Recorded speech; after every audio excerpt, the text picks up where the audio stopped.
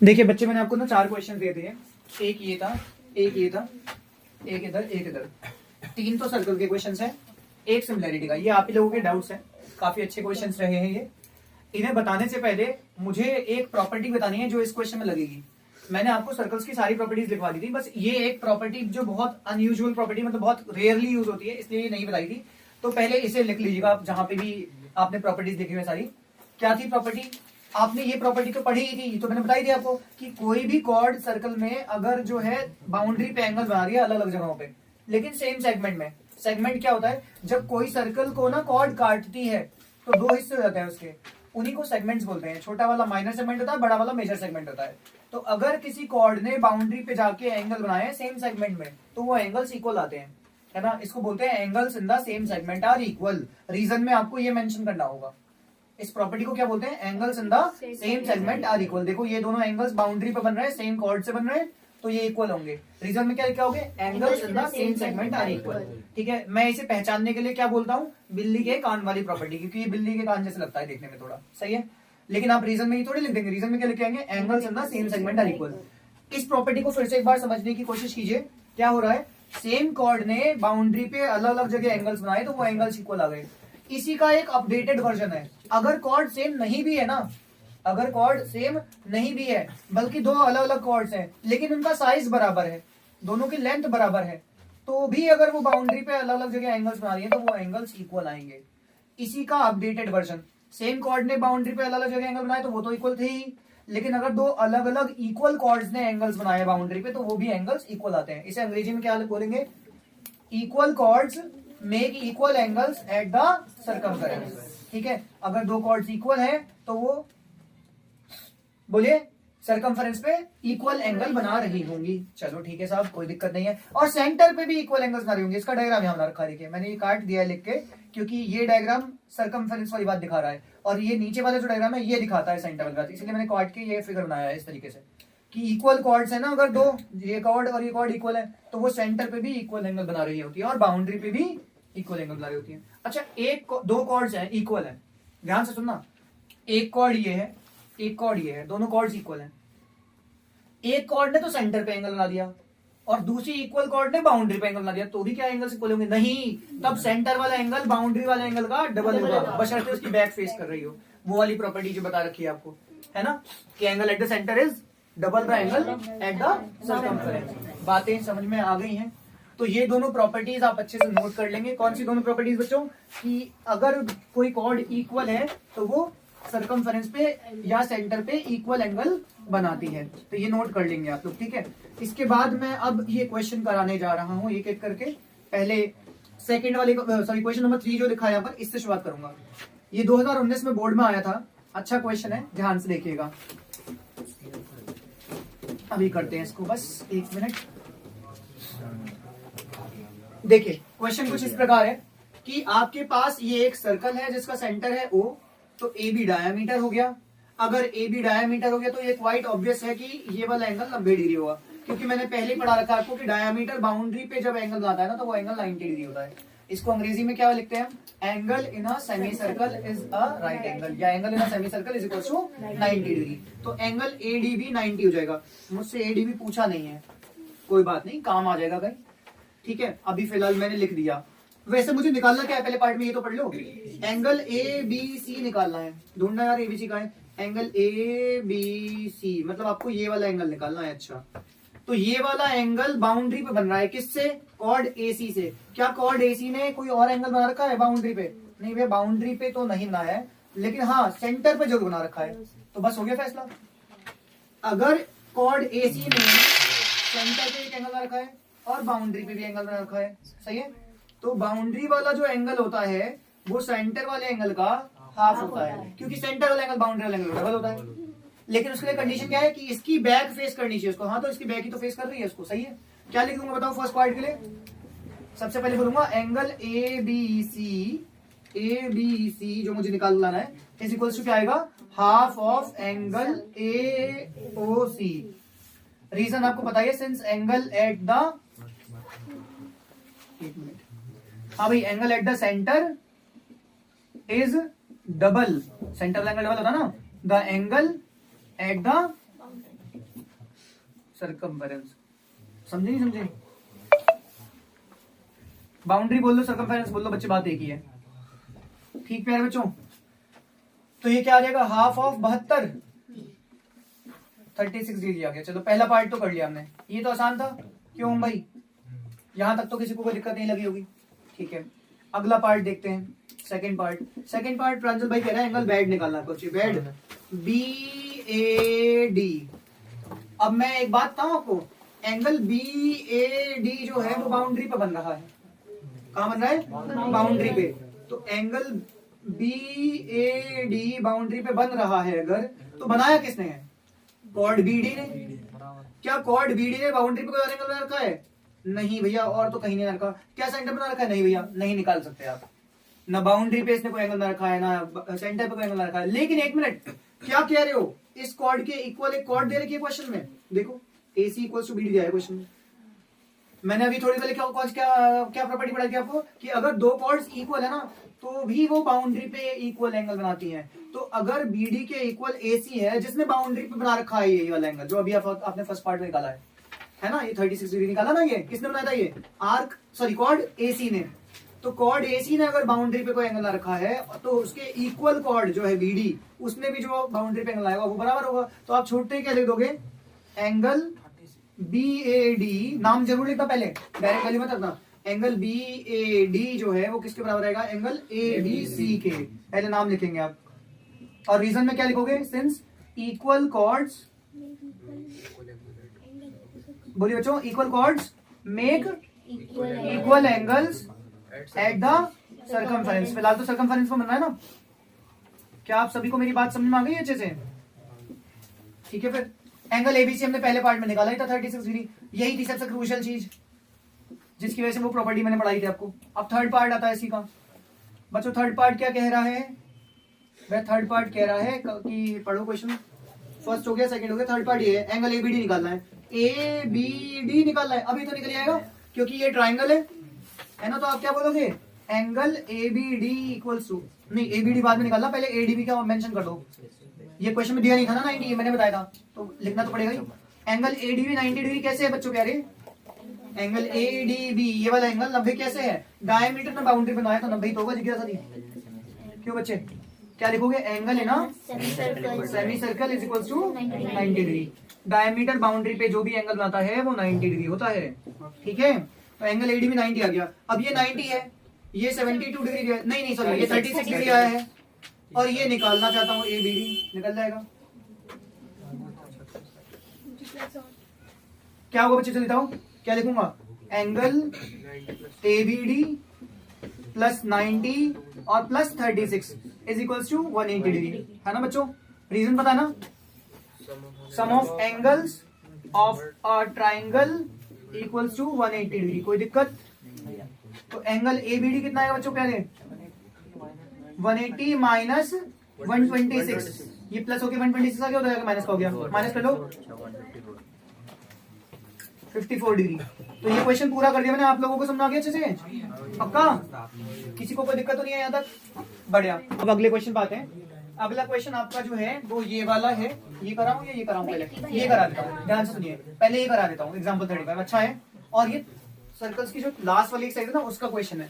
मैंने एक प्रॉपर्टी बताई थी आपको, ऑल्टरनेट सेगमेंट प्रॉपर्टी या ऑल्टरनेट सेगमेंट थ्योरम, जो ये कहती है कि अगर कभी भी कोई कॉर्ड, ध्यान से देखो, कोई भी कॉर्ड किसी टेंजेंट को टच कर जाए, तो कॉर्ड और टेंजेंट के बीच में जो एंगल बनता है ना, वही एंगल कॉर्ड बनाती है उसके पीछे वाले सेगमेंट में, ऑल्टरनेट सेगमेंट में।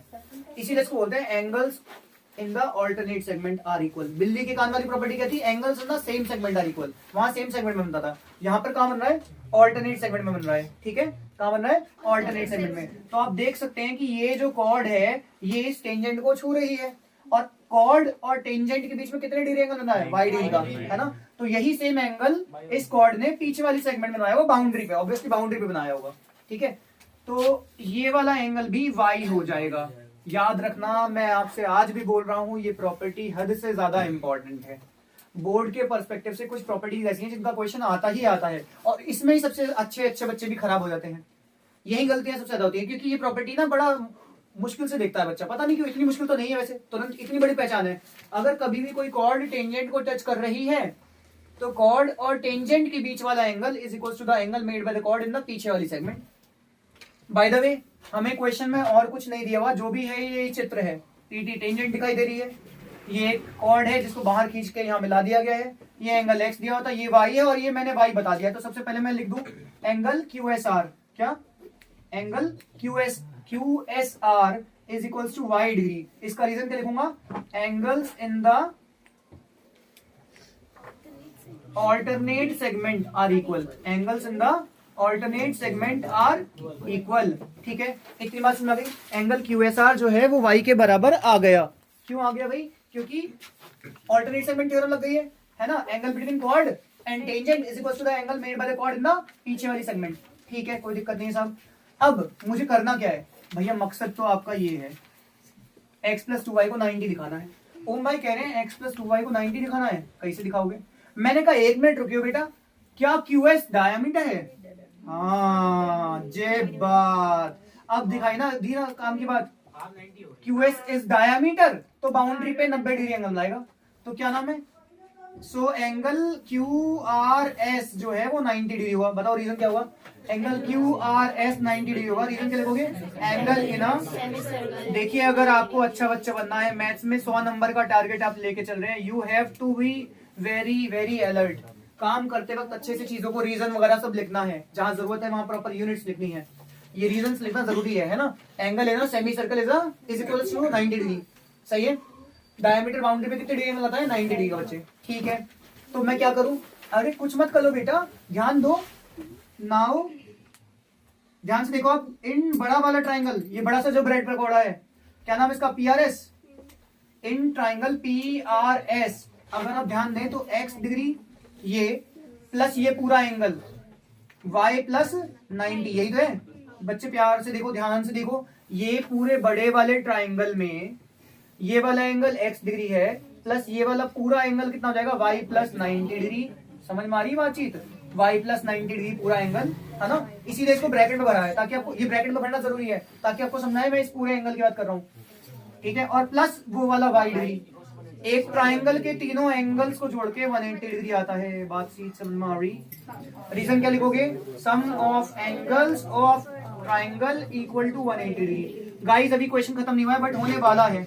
बताओ कैसे, भैया अब सॉल्व कर देंगे, और क्या बचा, देखो ध्यान से देखो, A x plus Y plus Y is equal to 180 minus 90, क्योंकि प्लस का 90 जाएगा माइनस जाएगा, तो यहाँ से क्या आ गया x, एक मिनट डिग्री डिग्री लगाओ यार इस पे, x degree plus 2y degree equals to 180 degree, sorry 90 degree. हाँ, क्या हमें यही प्रूव करना था, हेंस प्रूव। आपने एक चीज नोटिस करी, ये क्वेश्चन कितना मुश्किल लग रहा होगा देखने में स्टार्टिंग में, बट बहुत आसान है।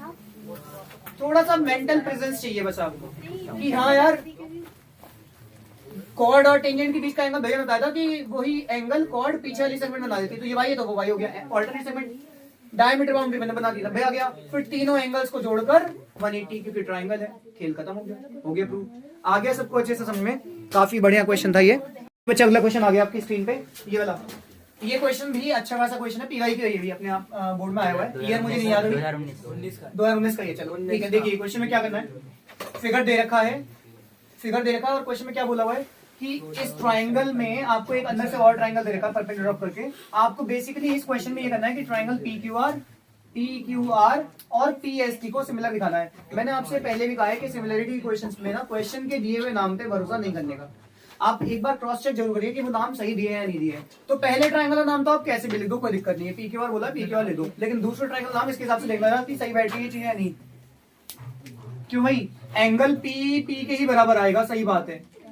PQR का P PST के P के बराबर आएगा, पता है क्यों, क्योंकि वो कॉमन है, तो एंगल P जो है वो तो बराबर आएगा ही आएगा P के, तो P पे P ही लिखा जाएगा, सही है। एंगल S जो है वहां PQR का Q 90 है, तो PST में S पे ही 90 है, तो सही है, क्योंकि अगेंस्ट S आएगा, क्योंकि दोनों बराबर है, 90 है। तीसरा बच्चा T सही है। क्वेश्चन ने इस बार नाम सही लिख के दिया है, अच्छी बात है। हमेशा सही लिख के देता है क्या, नहीं, इसलिए हमें चेक जरूर करना चाहिए। वंश भाई कह रहे हैं ट्राइंगल PQR और ट्राइंगल PST में तने भाई आपको सिमिलैरिटी दिखानी है, तो सिमिलैरिटी के लिए मेरे पास कितने रूल्स हैं, या तो ए एक्सियम है, या एस एस एस है, या एस एस है। ए एक्सियम में मैं दो एंगल्स को इक्वल दिखा देता हूँ, काम हो जाता है, ट्राइंगल सिमिलर रहते हैं। एस एस एस में क्या होता है, तीनों साइड्स का रेशियो बराबर दिखाना पड़ता है, प्रोपोर्शनल दिखानी पड़ती है, तब जाके वो साइड्स मतलब ट्राइंगल सिमिलर होते हैं। और एस में क्या होता है, दो साइड्स प्रोपोर्शनल दिखाइए और उनके बीच वाला एंगल इक्वल दिखाइए, तब जाके होता है। एंगल्स इक्वल दिखाने होते हैं, साइड्स को प्रोपोर्शनल दिखाना होता है। बातें समझ गई? अब मुद्दे पे लौटते हैं। ट्राइंगल PQR और PST में सबसे पहले लिखूंगा angle P is equal to angle P common. मैं पूरा नाम लिखने की जरूरत नहीं है, नहीं, क्योंकि P पे एक ही एंगल बनना है, कोई कंफ्यूजन नहीं है, तो आप सिर्फ एंगल P लिख सकते हैं, अदरवाइज पूरा नाम लिखना पड़ जाता। अगर अब जैसे T पे दो एंगल बन रहे हैं तो मुझे फिर मेंशन करना पड़ेगा पूरा नाम कि कौन सा लिटी की बात कर रहा हूँ, इधर वाले की या इधर वाले की। लेकिन P पे तो एक ही एंगल बन रहा है, तो आप सिर्फ एंगल P भी लिख सकते हैं, कोई दिक्कत नहीं, पूरा नाम लिखने की जरूरत नहीं है। लाइना जी एक बात बताओ बच्चे, एंगल P तो एंगल P के बराबर आ गया, दूसरी इसके लिए बच्चे कि angle PQR is equal to angle PST। इसका रीजन क्या होगा सोनाक्षी जी? हाँ, each इक्वल टू 90 डिग्री। इससे कुछ फायदा हो अपना? हाँ भाई, ट्राइंगल सिमिलर हो गए, पहला पार्ट हो गया, इस क्वेश्चन का पहला पार्ट हो गया। कौन से एग्जाम से? हाँ, क्योंकि आपने दो एंगल्स इक्वल दिखा दिए। सही बात है ना भाई, कोई दिक्कत नहीं यहाँ तक, समझ भाई? ठीक है, पहला पार्ट तो हो गया। अब सेकंड पार्ट पे आते हैं भाई लोग। सेकंड पार्ट क्या कह रहा है? एक मिनट, इसमें हैंड्स प्रूफ लिख दूं, मजा नहीं आ रहा जिंदगी में, है ना? ये भी तो एक सेंस ऑफ सेटिस्फेक्शन देता है कि कर लिया क्वेश्चन। अब आते हैं सेकंड वाली पार्ट पे। क्या बोला सेकंड पार्ट? छोटी मैंने आपको क्या पढ़ाया है कि अगर दो ट्रायंगल सिमिलर है तो उनके करस्पॉन्डिंग एंगल्स इक्वल होते हैं, करस्पॉन्डिंग साइड्स प्रोपोर्शनल आती है, पेरीमीटर्स का रेशियो उनकी साइड्स के रेशियो बराबर आता है, एरियाज का रेशियो सॉरी मैं क्या सही तो बोला है ना, पेरीमीटर्स का रेशियो साइड्स के रेशियो बराबर आता है, एरियाज का रेशियो साइड्स के रेशियो स्क्वायर के बराबर आता है, और वॉल्यूम्स का रेशियो साइड्स के रेशियो के बराबर आता है। ये वॉल्यूम वाली बात ट्रायंगल पे लागू नहीं होगी, लेकिन जो मॉडल वाले क्वेश्चंस होते हैं उनमें लागू होगी। बातें समझ में आ रही है बच्चे? अब मुझे बताइए, एरिया ऑफ ट्राइंगल, मैं क्या बोलूंगा, ये दोनों ट्राइंगल आपने ऊपर सिमिलर दिखाए ना, तो इसी बात को कंटिन्यू कर रहा हूं। क्या लिख सकता हूं मैं? Area of triangle PQR upon area of triangle PST। अभी नहीं, मुझे पता है क्वेश्चन में मुझसे क्वाड्रिलेटरल का एरिया पूछा है, क्वाड्रिलेटरल SRQT का एरिया बाद में निकाल पाओगे, पहले आपको ये जो दोनों सिमिलर दिखाए ना, इनके ही एरिया पे खेलना पड़ेगा, इनसे ही हेल्प मिलेगी, नहीं तो क्वेश्चन नहीं हो पाएगा आपसे। बात समझ में आ रही है? ध्यान दीजिएगा। क्या बोला मैंने, जरा जल्दी बताओ। Area of triangle PQR upon area of triangle PST, दोनों के एरिया का रेशियो क्या आएगा? इनकी साइड्स के रेशियो के स्क्वायर के बराबर आएगा। तो कौन सी साइड्स मुझे क्वेश्चन में दे रखी है? PS दे रखी है, तो इसमें से अगर मैं PS लूंगा पहले वाले दो, तो उसमें से मुझे पहले वाले दो लेने पड़ेंगे PQ। क्या PQ दे रखा है? हाँ दे रखा है, बहुत बढ़िया। तो मैं यही लिख दूंगा PQ अपॉन PS।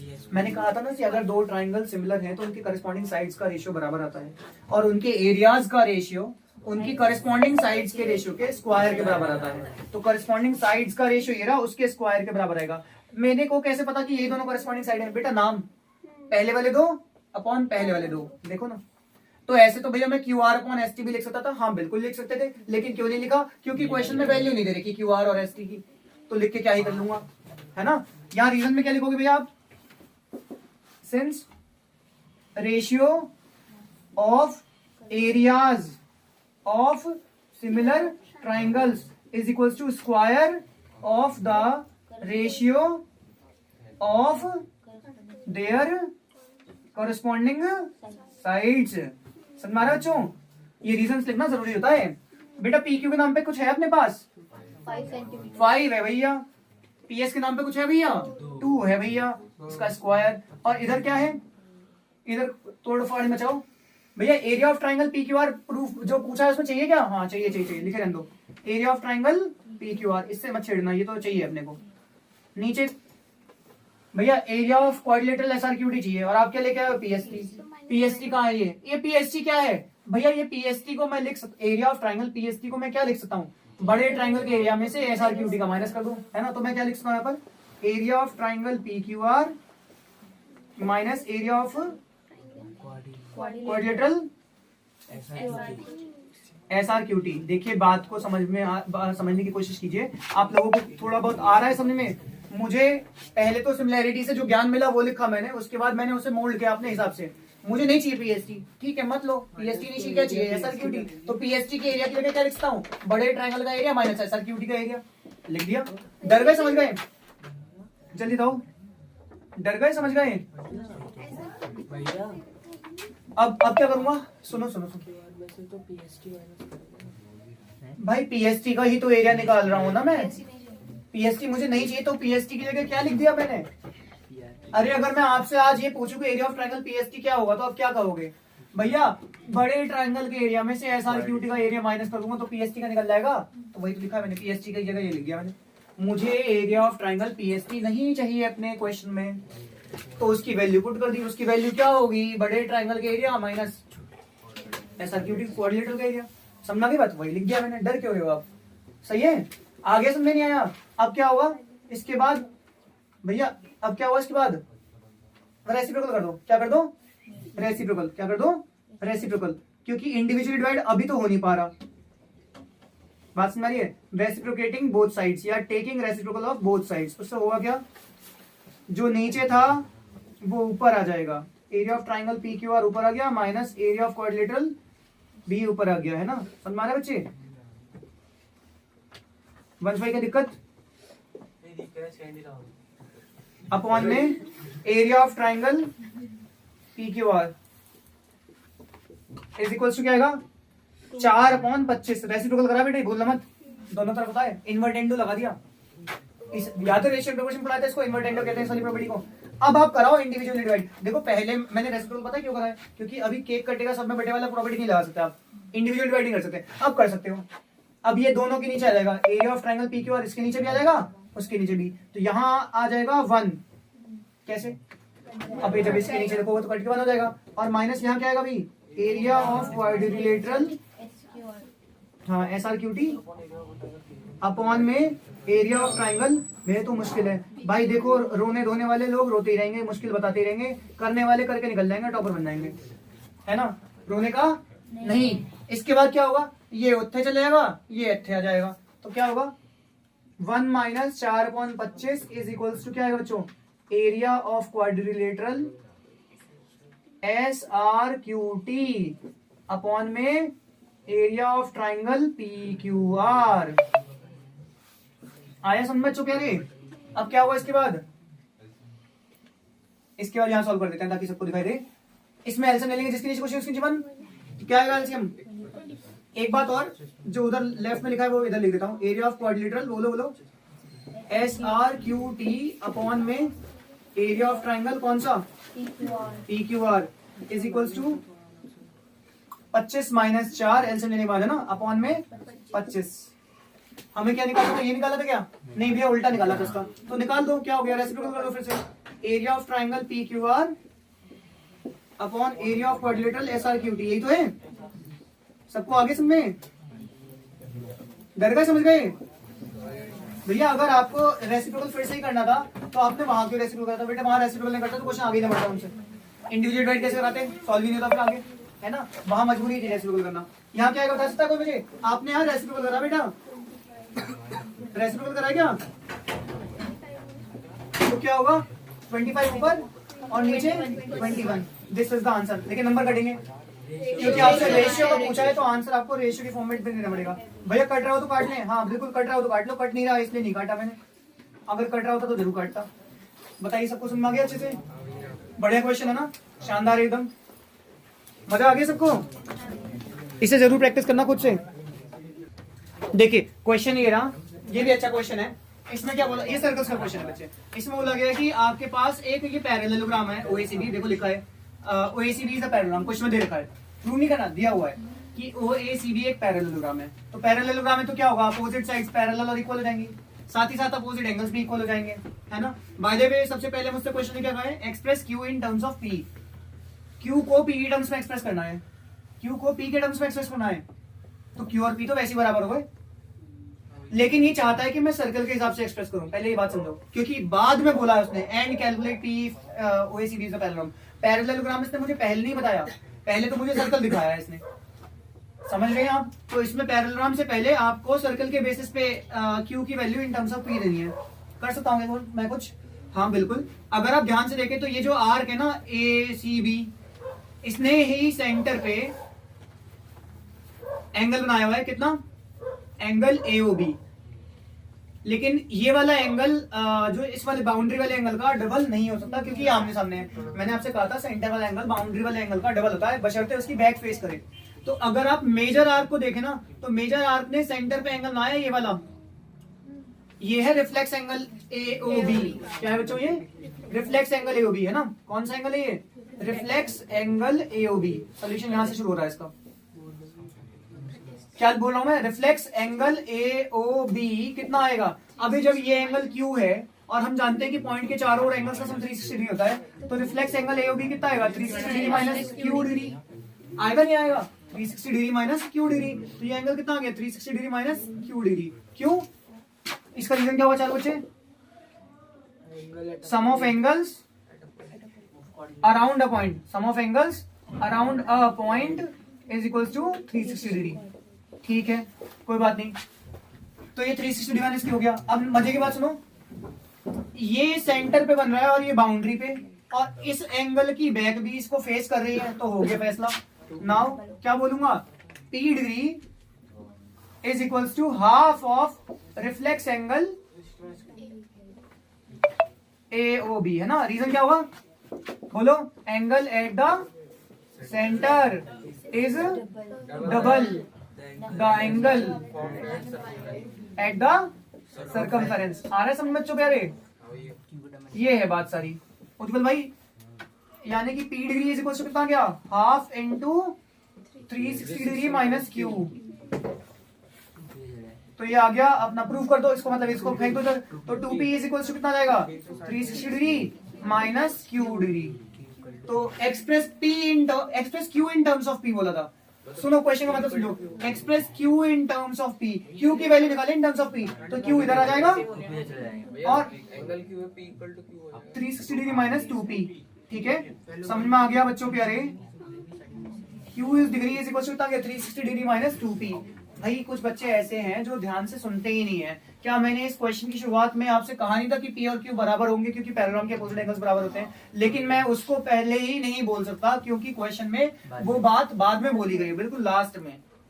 क्यों लास्ट में बोली है? उन्होंने उसको एज अ कंडीशन दिया है कि इसकी मदद से आपको P की वैल्यू निकालनी है, तो उसे बाद में यूज करना है। पहले तो उसने आपको सर्कल दिखाया है ना। आप अलर्ट नहीं रहते हैं। मैंने क्वेश्चन की शुरुआत ही इस बात से करी थी, प्लीज ध्यान दिया करो ना जब पढ़ाना शुरू करता हूं तो। ठीक है, मैंने शुरुआत में आपसे कहा था ना बच्चों कि Q की वैल्यू मुझे P के टर्म्स में जो बतानी है वो सर्कल की प्रॉपर्टीज की बेसिस पे बतानी है। ठीक है, उसके बाद में मुझे P की वैल्यू निकालने के लिए क्वेश्चन नहीं बोला है। अच्छा, फिर से बात पे आते हैं। Express Q in terms of P बोला है क्वेश्चन में, मतलब क्या है? Q की वैल्यू निकाली इन टर्म्स ऑफ P, तो यहां पर Q को अकेला करना पड़ेगा। आ गई? आंसर आ गया। पहला पार्ट तो हो गया दीप भाई। अब सेकंड पार्ट क्या करें? Calculate P if OACB is a parallelogram. बच्चे OACB एक पैरेललोग्राम है, तो अब आप क्या बोलोगे? नाउ OACB इज अ, तो जब OACB एक पैरेललोग्राम है ना, तो मतलब इसके अपोजिट एंगल्स बराबर हो जाएंगे। तो आप क्या लिख देंगे? So Q degree equals to P degree, है ना। रीजन क्या दोगे? Opposite angles of a parallelogram are equal, है ना। कोई आप में से बोल रहा था साइक्लिक क्वाड्रिलेटरल, उसे ये नहीं पता कि साइक्लिक क्वाड्रिलेटरल होने के लिए चारों कोने सर्कल की बाउंड्री को होने चाहिए। यहाँ 3 तो सर्कल की बाउंड्री में, चौथा नहीं है। सही है, साइक्लिक क्वाड्रिलेटरल। और एक बात और सुन लो, अगर ये साइक्लिक क्वाड्रिलेटरल होता भी, पहली बात तो है ही नहीं क्योंकि ये सेंटर पे नहीं, मतलब बाउंड्री पे नहीं है। अगर ये साइक्लिक क्वाड्रिलेटरल होता भी ना, तब भी अपोजिट एंगल्स बराबर नहीं होते, उनका सम 180 डिग्री होता है। साइक्लिक क्वाड्रिलेटरल के अपोजिट एंगल्स बराबर नहीं होते, बल्कि उनका सम 180 डिग्री आता है। तो ये तो कहीं से कहीं तक भी वैलिड बात नहीं कर रहे थे आप, ध्यान दीजिएगा बच्चों, है ना। मुद्दे पे आता हूँ छोटे भाई। इसको ना इक्वेशन नंबर 1 मान लो, तो आप क्या बोलूंगा? सो फ्रॉम इक्वेशन 1 में क्या कह सकता हूँ? जल्दी बताओ। Q degree is equal to कितना था? 360 डिग्री माइनस 2P। मुझे किसकी वैल्यू निकालनी है? P की। तो मैं क्या करूंगा? Q की जगह P लिखने वाला हूँ, क्योंकि ये मिल चुका है ना मुझे। तो Q डिग्री की जगह P डिग्री लिख दूंगा, is equal to 360 degree minus 2P। अब क्या होगा? ये माइनस में 2P इधर आके, तो P plus 2P equal to 360 degree. तो 1 4 बचे 3P डिग्री इक्वल टू कितना आ गया? 360 डिग्री। तो P degree is equal to कितना आएगा? 120 डिग्री। मुझसे P की वैल्यू पूछी है, P डिग्री की, P की, तो ये डिग्री से डिग्री मन में उड़ा दूंगा, तो P कितना आएगा? 120। क्या आप सभी को ये क्वेश्चन समझ आ गया अच्छे से? पक्का किसी को कोई दिक्कत तो नहीं है? आपको भी लिखवाया था मैंने, prove that every cyclic parallelogram every cyclic parallelogram is a rectangle. हमें ये प्रूव करना है, ठीक है। सर्कल्स का क्वेश्चन है, काफी अच्छा क्वेश्चन है। ऑब्वियसली सर्कल की प्रॉपर्टीज से हो जाएगा ये क्वेश्चन आपको मिल जाएगा आपके एमएल अग्रवाल वाली बुक में, सेकंड एक्सरसाइज में है ये क्वेश्चन, ठीक है। तो करना क्या है इसमें, हमारे पास गिवन ये है कि एक सर्कल है, उसमें एक हमारे पास क्वाड्रिलेटरल है। क्वाड्रिलेटरल क्या बेसिकली वो पैरेललोग्राम है, और हमें उसे क्या प्रूव करना है, रेक्टेंगल। एक तो ना आप अपनी एक हैबिट बनाइए कि जिस तरीके की चीज आपको प्रूव करनी है आप उसी तरीके का फिगर बनाया करिए। जब आपको पता है कि आपको रेक्टेंगल प्रूव करना है तो आप पहले ही क्या बना के चलिए, रेक्टेंगल बना के चलिए, क्योंकि आप प्रूफ तभी कर पाएंगे जब आप खुद उस चीज को बिलीव करेंगे, और बिलीव तभी करेंगे जब आप उसे देख पाएंगे। तो आपको जब पता है कि आपको इसे रेक्टेंगल प्रूव करना है तो आपको क्या बनाना चाहिए, यहाँ पर रेक्टेंगल बनाना चाहिए। पर भैया तो पैरेललोग्राम दिया ना बेटा, हर रेक्टेंगल अपने आप में एक पैरेललोग्राम होता है, उसके अंदर सारी प्रॉपर्टीज होती है पैरेललोग्राम वाली। Every rectangle is a special parallelogram, ठीक है, जिसके कॉर्नर वाले एंगल क्या हो गए, 90 डिग्री हो गए। अभी मुद्दे पे आते हैं, हमें क्वेश्चन में क्या दिया हुआ है कि हमारे पास एक साइक्लिक पैरेललोग्राम है। तो गिवन में मैं क्या लिखूंगा, फिगर तो मैंने बना दिया, गिवन में मैं क्या लिखूंगा कि ABCD is a cyclic parallelogram. Cyclic parallelogram, cyclic क्यों, क्योंकि इसके चारों कॉर्नर पॉइंट सर्कल की बाउंड्री अप्लाई कर रहे हैं, इसलिए साइक्लिक है। बताया था ना, कोई भी साइक्लिक क्वाड्रिलेटरल कौन सा होता है, जिसके चारों कॉर्नर पॉइंट सर्कल की बाउंड्री अप्लाई करते हैं। हाँ, तो ये साइक्लिक है। पैरेललोग्राम है, मैं नहीं कह रहा, क्वेश्चन ने कही भाई, ठीक है। तो पैरेललोग्राम में तो क्या होगा, अपोजिट साइड्स पैरेलल और इक्वल हो जाएंगी, अपोजिट एंगल्स भी इक्वल हो जाएंगे, है ना। पैरेललोग्राम में सिर्फ अपोजिट साइड्स ही इक्वल नहीं होती हैं, अपोजिट एंगल्स भी इक्वल होते हैं। अपोजिट मतलब आमने सामने वाले, ठीक है। तो भैया ABCD एक साइक्लिक पैरेललोग्राम दिया हुआ है, और प्रूव क्या करना है आपको, क्या प्रूव करना है बच्चों, कि ABCD एक रेक्टेंगल है। क्वेश्चन पढ़ा आप लोगों ने ध्यान से, क्या प्रूव करना था आपको, कि ABCD इज अ रेक्टेंगल है। मकसद को हमेशा डिब्बे में बंद कर लिया करो ताकि बार बार फोकस जाता रहे, वो जरूरी है, वो आपको रास्ता दिखाता है बार बार, है ना। अब हमें क्या करना है प्यारे बच्चों, अब हमें ये दिखाना है कि ये रेक्टेंगल है। रेक्टेंगल देखो यार, पैरेललोग्राम ही ऑलरेडी दिया हुआ है, इसे आपको रेक्टेंगल दिखाना है। इतना सा काम करना है कि कॉर्नर वाले एंगल को 90 डिग्री दिखा दो। खुद दिमाग चलाइए। पैरेललोग्राम और रेक्टेंगल में सबसे बड़ा डिफरेंस क्या होता है, पैरेललोग्राम में भी आमने सामने साइड बराबर होती हैं, रेक्टेंगल में भी आमने सामने साइड्स बराबर होती हैं, सब कुछ सेम ही तो है पैरेललोग्राम और रेक्टेंगल में। एक मेजर डिफरेंस जो आता है पैरेललोग्राम और रेक्टेंगल में, जिसने पैरेललोग्राम को रेक्टेंगल नहीं बनने दिया, वो ये है कि उसकी साइड्स तिरछी होती है, मतलब कॉर्नर वाले एंगल 90 डिग्री नहीं होते पैरेललोग्राम में। रेक्टेंगल में कॉर्नर वाले एंगल्स 90 डिग्री रहते हैं, सीधा हो जाता है वो। तो अगर आपको किसी भी पैरेललोग्राम को रेक्टेंगल दिखाना है तो आपको कॉर्नर वाले एंगल को 90 डिग्री दिखाना पड़ेगा। तो आपकी जो इस वक्त की चाहत है वो ये है कि आप किसी भी एक कॉर्नर एंगल को 90 दिखा दो, एक भी एंगल 90 डिग्री दिखा देना, आपका काम हो जाना है। तो मैंने देखा यार, सबसे पहले मैं शुरुआत कहां से करूं, मैंने कहा यार साइक्लिक है क्या, तो एंगल A और एंगल C दोनों को जोड़कर 180 डिग्री आना चाहिए। Angle A plus angle C equals to 180 degree आएगा। लेकिन एक सेकंड, उससे भी पहले एक जरूरी बात, क्या ये पैरेललोग्राम है, तो पैरेललोग्राम में तो अपोजिट एंगल्स बराबर होते हैं मुन्ना। तो angle A equals to angle C आप लिखेंगे, रीजन क्या, opposite angles of a parallelogram are equal. भाई पैरेललोग्राम दिया है वो, तो आमने सामने वाले एंगल्स बराबर होंगे, तो मैं इनको x मान ले रहा, क्या मान ले रहा, x माना है, इसलिए C लिख दिया ब्रैकेट में, दोनों x हो गए। अब मैं ये कह सकता हूं जिज्ञासा बच्चे कि angle A plus angle C is equals to आएगा 180 डिग्री। रीजन बताइए जिज्ञासा जी।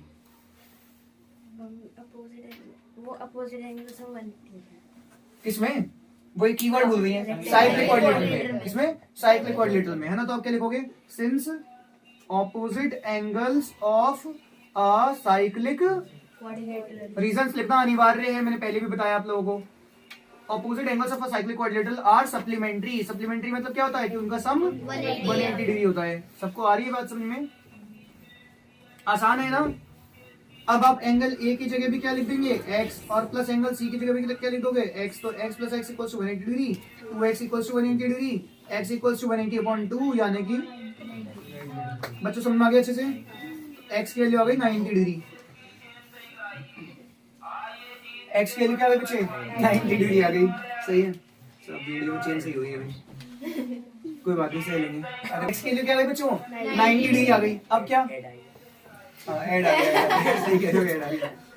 खैर x इक्वल्स टू 90 डिग्री आ गया। तो अभी क्या लिखूंगा कि एंगल A और एंगल C दोनों कितना आ गए, 90 डिग्री आ गए। तो अब आप क्या बोलेंगे, सिंस या सिमिलरली लिख दूं? वैसे जरूरत है नहीं, एक भी एंगल दिखा दूंगा 90 तो हो गया काम, लेकिन लिख देते हैं फिर भी। सिमिलरली एंगल बी और एंगल डी भी तो बराबर होंगे, क्योंकि ये भी तो अपोजिट एंगल्स है। तो दोबारा करने की बात नहीं, डायरेक्टली उन्हें बोल सकते हो आप 90 डिग्री आएंगे वो भी। तो आप बोलेंगे since each vertex angle of parallelogram ABCD is equals to 90 degree, therefore ये क्या हो गया? ABCD इज अ रेक्टेंगल, यानी कि हर साइक्लिक पैरेललोग्राम क्या होता है? एक रेक्टेंगल होता है। हेंस बताओ समझना है कि नहीं है? तो क्या ये क्वेश्चंस मुश्किल हैं? बिल्कुल भी मुश्किल नहीं है, बस बेसिक ज्योमेट्री क्लियर होनी चाहिए और साइकिल वो मतलब सॉरी सर्कल की प्रॉपर्टीज याद होनी चाहिए अच्छे से। आगे सबको समझ में अच्छे से जल्दी बताइए सब लोग। चलिए बच्चों अगला क्वेश्चन देखते हैं। अगला क्वेश्चन ये कह रहा है कि आपके पास ये एक साइक्लिक कोऑर्डिनेटर, ये एक सर्कल है जिसमें ABCD एक साइक्लिक कोऑर्डिनेटर है, ठीक है।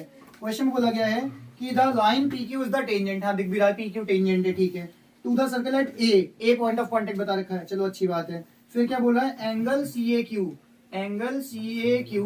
Ratio angle CAP is equals to 1:2 दिया हुआ है। जरा ढूंढ कर ना एंगल CAQ और CAP है का? CAQ मतलब ये वाला एंगल और CAP मतलब CAP। अरे बड़ा अच्छा काम कर दिया तुमने तो यार, बताओ क्यों?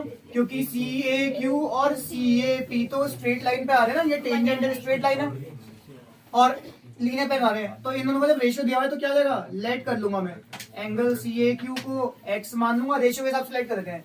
अगर हमें कभी कभी दो चीजों का रेशियो दिया हुआ है तो हम उन्हें रेशियो के हिसाब से लेट कर सकते हैं।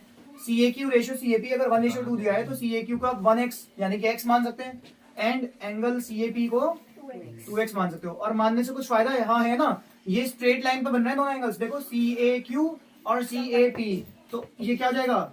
इन दोनों को जोड़कर 180 डिग्री आएगा, सही है बच्चों? तो आप क्या लिख दोगे? Then angle CAQ plus angle CAP is equals to 180 degree.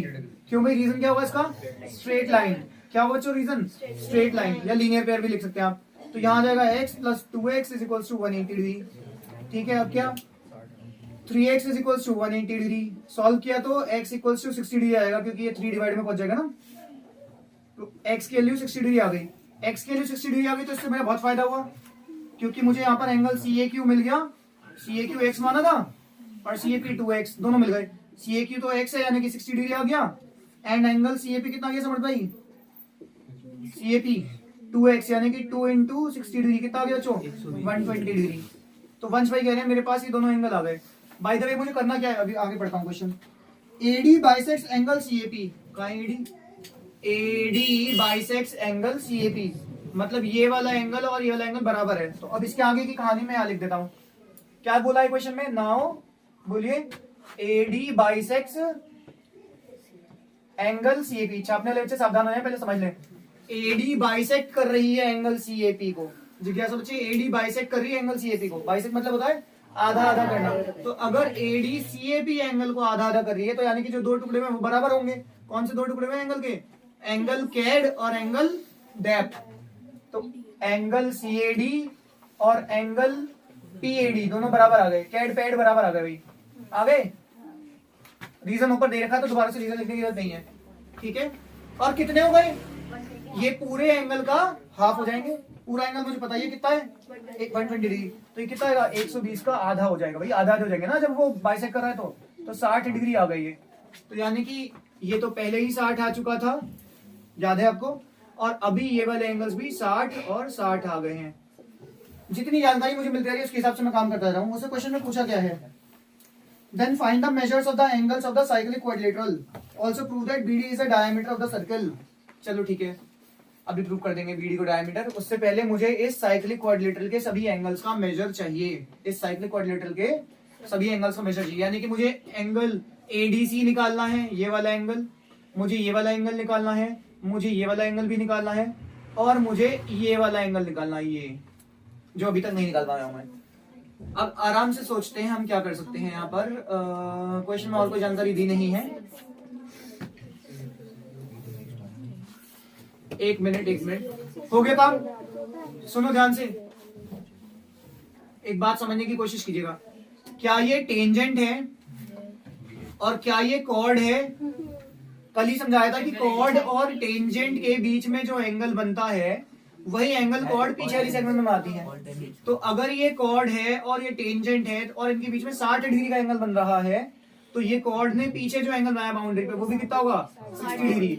इतना एंगल 60 डिग्री होगा। समझो बात को, इसी कॉर्ड ने टेंजेंट के साथ मिलकर 60 डिग्री बनाया था, नहीं बनाया था? समझ में आ रही बात भैया? ये वाला एंगल, ये एंगल 60 डिग्री है। तो जब ये एंगल 60 डिग्री है तो इसी कॉर्ड ने पीछे जो एंगल बनाया वो बाउंड्री पे वो भी 60 डिग्री होगा। अच्छा, तो ऐसे तो भैया ये भी एक कॉर्ड ही है, ये भी तो एक कॉर्ड ही है एसी, और इसने भी टेंजेंट के साथ मिलकर कितना डिग्री का एंगल बना रखा है 60 डिग्री का। तो इस कॉर्ड ने पीछे बाउंड्री पे जो एंगल बनाया हुआ वो 60 हुआ। लो, एक एंगल तो पूरा पता चल गया। देखो आपका मकसद है साइक्लिक क्वाड्रिलेटरल के सारे एंगल्स निकालना। अभी हम एक निकाल पाए बड़ी मेहनत से, लेकिन आप समझे नहीं अभी भी। अगर आपने ये एंगल निकाल लिया तो ये मुफ्त मिल गया, क्योंकि आपको पता है साइक्लिक क्वाड्रिलेटरल के अपोजिट एंगल से सम 180 डिग्री होता है। तो ये 60 आया तो ये 120 हो जाएगा, 180 माइनस 60, दो पता लग गए। अब क्या भैया नीचे वो जो आएगा ना ए बी जो है वो बाइसेक्टर है तो 30 डिग्री हो जाएगा। नहीं, ए बी कहाँ बाइसेक्टर बोला है? एडी बाइसेक्टर बोला है क्या? एडी बोला था भाई। ए बी है भैया, ए बी भी है उसमें। मैंने तो नहीं पढ़ा। अच्छा, नहीं पढ़ा तो मेरी गलती है ना, लिखा तो है क्वेश्चन में A B bisect angle C A क्यों देखा। धन्यवाद छोटे भाई, तभी तो क्वेश्चन नहीं हो रहा। एक बात और देखिए क्वेश्चन में कि ए बी बाइसेक्ट कर रहा है एंगल सी ए क्यू को, तो बस ये लाइन वो रह गई मुझसे पढ़ने से। अब तो बहुत आसान हो गई क्वेश्चन। ए बी बाइसेक्ट कर रहा है तो क्या होगा, ये और ये दोनों एंगल बराबर आएंगे, 30-30 रहेंगे। अब तो खेल ही खत्म है। ये एंगल पूरा 90 आ गया, वो भी 90 हो गया, सारे एंगल एक बार में निकल जाएंगे, फिर कोई दिक्कत ही नहीं है। ये जो ए बी है ना, ये भी जैसे एडी ने एंगल सी ए पी को बाइसेक्ट करा है, वैसे ए बी बाइसेक्ट करिए एंगल सी ए क्यू को, लिखा है क्वेश्चन में। तो मजे आ गए। तो अब क्या लिखूंगा, जल्दी से लिख दूं ये वाली बात भी। नाउ ए बी बाइसेक्स, बोलो क्या लिखूं? A B bisects angle C A Q. सही कृतिका जी? अगर ए बी बाइसेक्ट कर रहा है बच्चे एंगल सी ए क्यू को, तो इसका मतलब क्या हो जाएगा कि angle CAB equals to angle BAQ, है ना? Angle C A B equals to angle B A Q, और ये आएगा कितना 60 डिग्री का हाफ, यानी 30 डिग्री। भाई रीजन नहीं लिखोगे भाई, रीजन ऊपर लिख दिया ना कि वो बाइसेक्ट कर रहा है एंगल को। बाइसेक्ट मतलब क्या होता है, आधा आधा करना, तो हो तो गया पूरे का आधा। ठीक है, अब तो बल्ले बल्ले हो गई। बताओ कैसे? तो अब क्या लिखूंगा, सो एंगल डैब। याद दादू हमारा मकसद क्या है, इस साइक्लिक क्वाड्रिलेटरल के एंगल्स निकालना। तो इसका पहला एंगल जो मुझे दिख रहा है वो है ये वाला एंगल, एंगल डीएबी। ये देखो साइक्लिक क्वाड्रिलेटरल का ये पहला एंगल। तो डीएबी कितना आएगा? अब एक बात बताइए भैया, डीएबी ये इतना 60 है और इतना अपने अभी 30, तो ये कितना आएगा 60 प्लस 30 यानी कि 90 डिग्री।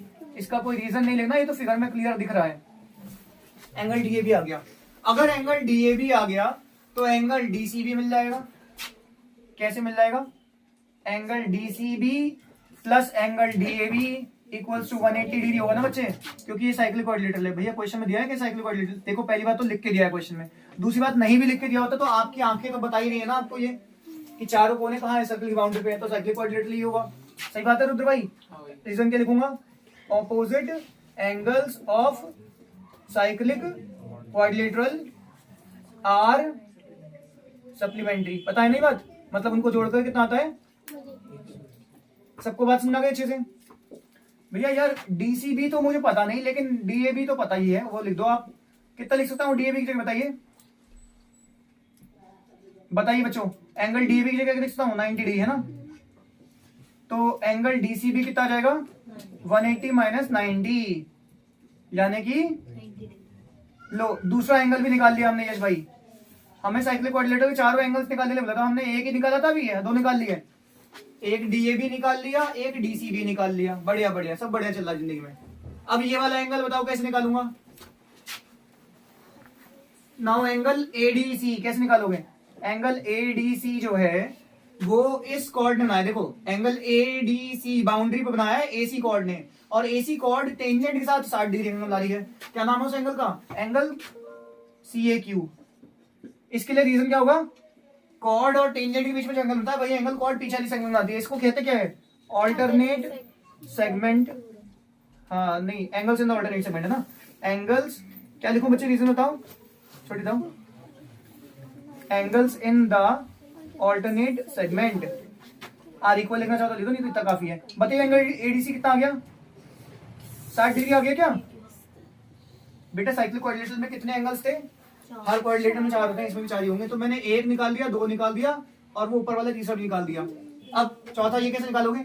फिर वही वाली बात, साइक्लिक क्वाड्रिलेटरल के आमने सामने एंगल्स जोड़कर कितना होता है? 180 डिग्री। तो आप क्या लिखोगे? Angle ABC plus angle ADC equals to 180 degree. Reason भैया मैं एग्जाम में कर सकता हूँ इस तरीके की हरकतें जैसे आप कर रहे हैं, ये एरो वैरो बनाना, बिल्कुल कर सकते हैं, कोई दिक्कत नहीं है। टीचर को एक आइडिया देना होता है, आपने ये करके अपनी कलाकारी और स्मार्टनेस दिखाई, कोई दिक्कत नहीं है यहाँ पर, ठीक है? बैल नहीं है आप, इंसान है और इंसान अपनी बुद्धि का इस्तेमाल करता है। अगर ये गुंजाइश हो सकती है तो बिल्कुल कर देनी चाहिए। जस्ट आपने ऊपर 3 लाइनों का रीजन लिखा, दोबारा बार बार थोड़ी लिखते रहोगे, ठीक है? तो ऐसा कर सकते हैं आप, प्रेजेंटेशन में कोई दिक्कत नहीं है ऐसी। एंगल एबीसी मेरे को निकालना है बच्चों, प्लस एंगल एडीसी बताओ। 60 एडीसी 60 है, अभी तो ऊपर निकाला था।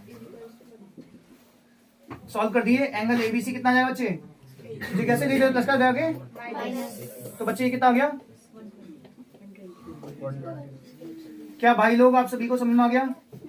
बहन लोग पक्का? मेरे पास कितने एंगल्स आ गए? 4 एंगल्स आ गए, बस ये तो करना था। तो ये चारों मेरे आंसर्स है ना? अभी एक चीज ये कहनी है कि भैया एक काम और भी करना है क्वेश्चन में। क्या करना है? मैं क्या लिख रहा हूँ बेटा? आंसर लिख रहा हूँ। और एक बात और, अपने आंसर्स को या वो चीजें जो क्वेश्चन आपसे पूछी गई हैं उनको हमेशा बॉक्स में बना के छोड़ा करिए, ताकि टीचर को कॉपी चेक करने में आसानी हो। जितनी कम देर आप कॉपी चेकर को अपनी कॉपी पे रोकेंगे उतने शानदार नंबर आप लेके जाएंगे। ये बात मैं आपको कई बार समझा चुका हूँ। इसीलिए प्रेजेंटेशन मैटर करती है। राइटिंग भले ही खराब हो सकती है, कोई दिक्कत नहीं है, लेकिन डब्बे जरूर ना आए, सही है? ताकि टीचर को ढूंढने में दिक्कत ना हो, है ना यशिका जी? यशिका जी कह रही भैया सब कुछ बढ़िया है क्वेश्चन में, लेकिन एक बात और प्रूव करने की। Also prove that BD is the diameter of the circle. मुझे एक काम और करना है, इस क्वेश्चन में मुझे प्रूव करना है कि बीडी जो है वो डायमीटर है। कहाँ है बीडी? ये ना भैया बीडी है, तो ये डायमीटर होगा तो बाउंड्री पे 90 डिग्री एंगल आएगा। क्या बनाना है क्या? हाँ, एंगल बीसीडी 90 दिखा चुके हो ऑलरेडी। तो आप बोलोगे now angle DCB is equals to 90 degree, है ना? प्रूव्ड अबव या कैलकुलेटेड अबव, कुछ भी कह लो। ऊपर निकाला था कि डीसीबी 90 है। डीसीबी बनाया किसने बाउंड्री पे? बीडी ने। और डायमीटर ही बना सकता है 90 का एंगल, और कोई नहीं बना सकता। तो आप बोलोगे so BD is a diameter, BD is a diameter. Reason लिखना, angle in a semi circle is equals to 90 degree, है ना भाई समझ गुप्ता जी? कोई दिक्कत नहीं है? हैंस प्रूव्ड बेटा, हो गया काम। और भैया आप ये रीजन लिखते वक्त हर बार 3 बिंदु चिपका देते हो, इनका क्या मतलब होता है? सिंस बच्चे, सिंस मतलब क्योंकि, है ना? क्या होता है? क्योंकि, सिंस। बच्चे हो गया वाला क्वेश्चन। अब अगला क्वेश्चन देखेंगे हम लोग। चलिए भी देखें अगला क्वेश्चन जो आ रहा है आपका सर्कल का। ये सर्कल का ही क्वेश्चन है अपना। फिर से इसमें क्या बोला है कि एक सर्कल है और इसमें जो बाहर वाला पॉइंट है ना P, इससे कितनी टेंजेंट ड्रॉ हो जाएंगी? 2। हम सभी को पता है कि सर्कल के बाहर वाले पॉइंट से 2 टेंजेंट ड्रॉ होती हैं और दोनों की दोनों इक्वल होती है। तो ये पॉइंट जो है ये P दिया हुआ है। क्या दिया हुआ है बच्चे? P दिया हुआ है। और यहाँ पर आपके पास ये इस तरीके से जा रहा है। इस पॉइंट को बोला है S, यानी कि पॉइंट ऑफ कांटेक्ट क्या है बच्चे? S। और ये जो बाहर वाला पॉइंट दिया हुआ है ये T दिया हुआ है, ठीक है? इसके बाद फिर यहाँ से एक और टेंजेंट ड्रॉ करी है, सर्कल को टच करते हुए निकल रही है। ये सर्कल को जहां टच करी है उस पॉइंट का क्या नाम है? Q दिया हुआ है। ये क्वेश्चन आपकी बुक में नहीं है, लेकिन ये PYQ है, तो थोड़ा ध्यान से समझना इसको। ये R दिया हुआ है, ठीक है? तो यानी कि PQ और PS तो बराबर होंगे। मैंने आपको पहले भी बताया था अभ्युदय अद्वत कि सर्कल के बाहर जो पॉइंट था बच्चे उससे 2 टेंजेंट ड्रॉ सकते हैं और वो दोनों इक्वल आती है। सही मालिक भाई? तो ये PQR अपने पास एक टेंजेंट है और ये PSG एक टेंजेंट है। अब इसमें हमारे समर्थ भाई कह रहे हैं कि सेंटर जो है ना इस सर्कल का वो हमको भैया O दिया हुआ है। क्या दिया हुआ है? O, ठीक है साहब। फिर इन्होंने इसको ना डॉटेड लाइन से ऐसे ज्वाइन करा दिया है। मैं एक बात पूछूं, आप में अगर जरा से भी अकल होगी तो आपको पता होगा कि OQ क्या हो गया? रेडियस। और ये क्या है? टेंजेंट। तो बेटा बिना कहे आपको पता होना चाहिए कि एंगल 90 डिग्री है ना? मैंने बताया था कि radius is always perpendicular to tangent. इन्होंने ऐसे ही OS ज्वाइन करा दिए, तो फिर ये वाला एंगल भी 90 डिग्री होगा। मानते हो कि मानते हो? क्योंकि radius is always perpendicular to the tangent. फिर उन्होंने क्या करा है, यहाँ से एक डायमीटर ली है भाई। इस डायमीटर का नाम रखा है MN। क्या नाम रखा है? MN। फिर सोनाक्षी जी कह रही हैं कि भैया ये भी ज्वाइन करा दिया इन्होंने, तो ये भी ज्वाइन करा रखा है। ठीक है साहब, कराने तो कह रहे हैं तो करा दिया ये भी। फिर कह रहे हैं ये भी ज्वाइन करा रखा है और इधर भी ज्वाइन करा रखा है। ठीक है, और ये भी फिगर बहुत कॉम्प्लिकेटेड सा लग रहा होगा, इसीलिए करा रहा हूँ क्वेश्चन, क्योंकि थोड़ा सा ना डर जाता है बच्चा ऐसा क्वेश्चन देख के। लेकिन डरना नहीं, तसल्ली से काम करोगे तो आराम से क्वेश्चन हो जाएगा, कोई दिक्कत वाली बात नहीं है ऐसी। फिगर बहुत प्यार से ना है, आराम से एक बार फिर से सुन लीजिए अब क्या क्या है इसमें, लेकिन कुछ मार्किंग्स भी दे के हैं। ये वाला एंगल कितना दिया हुआ है 25 डिग्री, कितना दिया हुआ है 25। और इधर वाला एंगल दिया हुआ है 42 डिग्री। जब मैं ऐसा क्वेश्चन देखता हूँ ना, मुझे मिनट से पहले समझ में आया था कि इसमें वो ऑल्टरनेट सेगमेंट वाली प्रॉपर्टी लग सकती है, क्योंकि कॉर्ड और टेंजेंट के बीच में जब एंगल करना हो ना, तो बहुत मुमकिन है कि ऑल्टरनेट सेगमेंट वाली प्रॉपर्टी लगेगी।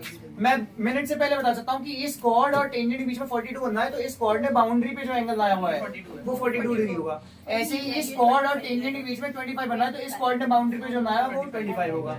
ऐसे फायदा उठाते हैं ऑल्टरनेट सेगमेंट प्रॉपर्टी का। सही है, अब क्वेश्चन पढ़ लेते हैं कि हमें क्या करना है, फिर हम देखेंगे हम इसमें कर क्या सकते हैं। पढ़ना शुरू करूं? सारी मार्किंग कर ली मैंने, PQR MNOST 42 25 सब मार्किंग कर ली, ये भी ज्वाइन करा दिया डॉटेड से, बस सही है। अब क्वेश्चन पढ़ते हैं हम, सब तैयार है? ठीक है, तो देखिए क्वेश्चन क्या कह रहा है आपसे। In this figure O is the centre of the circle, इस फिगर में O सेंटर है सर्कल का, ठीक है। PR and PT are two tangents, PR and PT are two tangents, ठीक है, drawn from the external point P and touching the circle at Q and S respectively. MN is the diameter of the circle, वो दिख भी रहा था, centre से पास होती है और डायमीटर होती है। अच्छा डायमीटर है तो फिर पूरा एंगल जो बनना होगा वो 90 डिग्री का होगा। चलो ये भी अच्छी बात है। फिलहाल आगे क्या बोला है, given angle PQM is 42 degree, दिख रहा है क्या? PQM हाँ 42 डिग्री है, एंड एंगल PSM जो है वो 25 डिग्री है, सब मार्क हो रखा है। हमें क्या करना है, हमें फाइंड करना है, क्या करना है, फाइंड करना है। पहले पार्ट में क्या फाइंड करना भाई, एंगल OQM, ढूंढो OQM का है पहले, OQM हो गया, हो गया, कैसे हो गया भाई हमें बता दो। अबे भाई OQM निकालना है तुमको, ये वाला एंगल निकालना है। आपको दिखाओ OQP रेडियस और टेंजेंट के एंगल 90 डिग्री था, उसमें से ये 42 देगा, ये माइनस करके निकल जाएगा, तो हलवा है। तो सबसे पहले क्या लिखूंगा, एंगल OQP। देखिए बच्चों, इसके बाद हम क्या कर रहे थे, हाँ हमें फर्स्ट पार्ट निकालना है एंगल OQM। बच्चे हमारा ये जो क्वेश्चन है इसमें हमें फर्स्ट पार्ट में क्या निकालना है, एंगल OQM। तो एंगल OQM ये रहा, ये एंगल निकालने के मैं क्या करूंगा, सिंपल सी बात है, एंगल OQM जो है वो पूरा OQP में से 42 माइनस कर दो, निकल आएगा। अच्छा एंगल OQP कितना होगा, वही मैं लिख रहा हूँ, angle OQP is equal to 90 degree होगा, क्योंकि रेडियस जो होती है ना वो टेंजेंट के हमेशा परपेंडिकुलर होती है। सही है क्या सची? रेडियस हमेशा टेंजेंट के परपेंडिकुलर होती है, मतलब रेडियस और टेंजेंट के बीच में एंगल 90 डिग्री बनता है। तो अगर ये एंगल पूरा का पूरा 90 है, उसमें से वो 42 है, तो आपका एंगल OQM तो निकल गया। OQM कितना है बच्चे, 90 डिग्री माइनस एंगल OQP, गलत कह रहा हूं मैं, PQM सॉरी, क्या है बच्चे, 90 डिग्री माइनस PQM है ना। अरे यार देखो समझ रहे हो, या डायरेक्टली लिखो, अगर आपको नाम लिखने में दिक्कत आ रही है PQM, वैसे PQM ही नाम था, लेकिन अगर दिक्कत आ रही है तो आप डायरेक्टली भी लिख सकते हैं 42 डिग्री, कोई दिक्कत नहीं है। एंगल OQM ये वाला एंगल कितना होगा, पूरा 90 माइनस 42 कर दो बच्चे, 10 में से दोगे 8, 48 आ रहा है क्या, समझ में आया या नहीं? ये फर्स्ट पार्ट हो गया समझ भाई। सेकंड पार्ट क्या कह रहा है बच्चे, एंगल QNS निकालना है। एक गलती मुझसे भी हुई है, क्वेश्चन में फर्स्ट पार्ट सेकंड पार्ट नहीं लिखा है, क्वेश्चन में A पार्ट B पार्ट लिखा है, और ये आदत आपको बनानी पड़ेगी। क्वेश्चन में जिस तरीके से पार्ट्स मेंशन होते हैं उसी तरीके से आपको लिखने होते हैं। ये नहीं कि फर्स्ट सेकंड लिख दिया, अगर क्वेश्चन में ABCD दिया हुआ तो ABCD पार्ट लिखो, अगर क्वेश्चन में फर्स्ट सेकंड लिखा तो आप ABCD नहीं लिखेंगे, जैसे क्वेश्चन पेपर में पार्ट मेंशन किया है वैसे ही आपको भी करना है, समझ रहे हो? ये गलती मानी जाती है, ध्यान रखेंगे इस बात का। सेकंड पार्ट में क्या निकालना है बच्चे, एंगल QNS, ढूंढना QNS का है, QNS, एंगल QNS निकालना है, ये पूरा एंगल निकाल के लाना है भाई। तो ठीक है ना, मैंने आपको अभी क्या समझाया था, ये कॉर्ड है और ये टेंजेंट है, तो कॉर्ड और टेंजेंट के बीच का जो एंगल है वही एंगल कॉर्ड पीछे वाली सेगमेंट बनाती है, यानी कि एंगल आप क्या बोलेंगे, एंगल QNM। सबसे पहले तो एंगल QNM जो है, QNM जो है वो एंगल PQM के बराबर होगा, बताओ क्यों? समझ रहे हो, एंगल QNM ये वाला एंगल, ये वो एंगल है जो इस कॉर्ड ने बनाया है बाउंड्री पर, बनाया नहीं बनाया है, और ये किसके बराबर होगा, उस एंगल के बराबर होगा जो इस कॉर्ड और टेंजेंट के बीच में बन रहा है, यानी कि एंगल QNM जो है वो एंगल PQM के बराबर होगा, यानी कि 42 डिग्री होगा। रीजन क्या लिखोगे, since angles in the alternate segment are equal. आया समझ में? सबको समझ में आ गया अच्छे से? Angles in the alternate segment are equal, सही है भाई? तो एंगल QNM जो है ना वो तो 42 डिग्री आ गया। नाउ हाँ भाई, एंगल ये कॉर्ड है और ये टेंजेंट है, तो कॉर्ड और टेंजेंट के बीच में जो एंगल बन रहा है वही एंगल इस कॉर्ड ने पीछे वाली सेगमेंट बनाया हुआ, तो ये वाला एंगल भी निकल आएगा। इसका नाम क्या है? MNS। तो एंगल MNS जो है वो किसके बराबर हुआ? एंगल PSM के। रीजन सेम ही है तो दोबारा लिखने की जरूरत नहीं है, ऐसे समझ देना। तो ये कितना आ गया? 25 डिग्री आ गया। सही समझ भाई? तो ये 25 डिग्री आ गया भाई, ये 42 डिग्री आ गया, ये 25 डिग्री आ गया। निधि जी ध्यान दो बच्चे, ये 42 डिग्री आ गया, ये 25 डिग्री आ गया। अब मुझे बता सकते हैं कि टोटल एंगल कितना आएगा? सो एंगल QNS कितना आएगा? एंगल QNS कितना आएगा बच्चे? 42 डिग्री प्लस 25 डिग्री, 2 5 7 4 2 6 67 डिग्री। लो भाई हमारा आंसर आ गया। कोई दिक्कत? QNS पूछा था, निकाल दिया मैंने। किसी को डर लग रहा है क्या, या आगे सबको समझना अच्छे से? अब थर्ड पार्ट मतलब C पार्ट जो है वो क्या कह रहा है? QS निकालना है, एंगल QS। दिव्यांश भाई आ रहा है समझना अच्छे से? आपका तो डाउट है? QS निकालना है बच्चे, ढूंढना QS का है। QOS भाई, QOS का मतलब है ये वाला एंगल। भैया ऐसे तो उधर वाला भी हो सकता है, नहीं वो रिफ्लेक्स हो जाएगा। साफ दिख रहा है वो 180 से बड़ा है। अगर उन्हें वो पूछना होता तो वो कहते रिफ्लेक्स एंगल QS निकालो, लेकिन निधि जी ने पढ़ लिया क्वेश्चन में एंगल QS पूछा है, QOS। तो एंगल QOS कैसे निकालोगे भाई? भाई ये तो अरे कितनी सिंपल सी बात है। क्या आर्क QS ने सेंटर पे बनाया है QOS। आर्क QS ने बनाया ना सेंटर पे QS, और आर्क QS ने ही बाउंड्री पे ये बना रखा है QNS। तो सेंटर वाला एंगल बाउंड्री वाले एंगल का डबल होता है, बशर्ते इसकी बैक फेस कर रही है, और बैक ही फेस कर रही है। बहुत बढ़िया, बिल्कुल सही माहौल सेट हो रखा है। क्या बोल सकता हूँ? Angle QOS is equals to directly double centre वाला एंगल बाउंड्री वाले एंगल का डबल होता है, तो 2 इंटू एंगल QNS है ना। रीजन क्या लिखोगे? Since angle at the centre is double the angle at the circumference, है ना बच्चों? सिंपल सी बात है ये तो, कि सेंटर पे जो एंगल बनता है वो सर्कमफेरेंस वाले एंगल का डबल होता है ना। तो ये कितना आ जाएगा? 2 इंटू QNS अभी निकाला था पिछले पार्ट में, बस तो कर दो डबल इसका। 2 7 14 4 1 करी, 2 6 7 30 134 डिग्री। क्या आप सभी को ये समझ आ गया अच्छे से? अब बस खाली डी वाला पार्ट बच रहा है। डी वाला पार्ट क्या बोल रहा है? एंगल QMS निकालना है, एंगल QMS निकालना है भाई। ढूंढो सोनाक्षी जी, एंगल QMS का है बच्चे? QMS ये एंगल निकालना है, ये तो निकाल लूंगा ना। अभी क्या QNSM एक साइकिल कोऑर्डिनेटर है? क्यों भाई? क्योंकि चारों पॉइंट सर्कल की बाउंड्री पे लाई कर रहे हैं, तो इनके अपोजिट एंगल से 180 डिग्री आएगा। सही कह रहा हूं भाई? तो आप क्या बोलोगे? नाउ QNSM, सुनिए, QNSM इज अ वंश क्या है बच्चे? ये और साइक्लिक कोऑर्डिनेटर की क्या वजह होती है? कैसे कि उसके अपोजिट एंगल से 180 डिग्री होता है। तो एंगल QMS प्लस इसके सामने कौन सा है? Angle QNS। इन दोनों जोड़ के कितना जाएगा? 180 डिग्री, है ना? समझ गए नहीं समझे? Opposite angles of a cyclic coordinator are supplementary. लिख लोगे खुद बच्चे? QMS मुझे निकालना है। QNS कितना दिया? QNS 67 निकाला था हमने ऊपर, नहीं नीचे इधर निकाला था 67। हाँ तो ठीक है, डायरेक्ट वैल्यू पुट कर दिए। सबको आ रहा है समझना अच्छे से? अभी कितना है बच्चों? QMS 180 डिग्री माइनस 67 कर लो, माइनस 10 में से 7 या 3 7 में से 1 113 डिग्री आ गया। ठीक प्यारे बच्चों, हो गए चारों पार्ट्स। क्वेश्चन बढ़िया था ना? इसमें हमारी ऑल्टरनेट सेगमेंट प्रॉपर्टी भी लग गई, रेडियस परपेंडिकुलर टू टेंजेंट भी लग गया, साइक्लिक कोऑर्डिनेटर की भी प्रॉपर्टी लग गई, सेंटर वाला एंगल बाउंड्री वाला एंगल बोलता है वो भी लग गया। काफी सारी प्रॉपर्टी लग गई इसमें। बहुत बढ़िया क्वेश्चन था ये, है ना? काफी सारी चीजें ले गए, बढ़िया रिवाइजिंग के लिए अच्छा क्वेश्चन था। सबको समझ आ गया अच्छे से? अगला क्वेश्चन आया फिर से सर्कल्स का। इस वाले क्वेश्चन में क्या बोला गया है? ये थोड़ा सा टिपिकल क्वेश्चन है, थोड़ा अलर्ट रहिएगा। हल्का सा भी अगर आपने सावधानी हटाई अपनी तो क्वेश्चन हो नहीं पाएगा।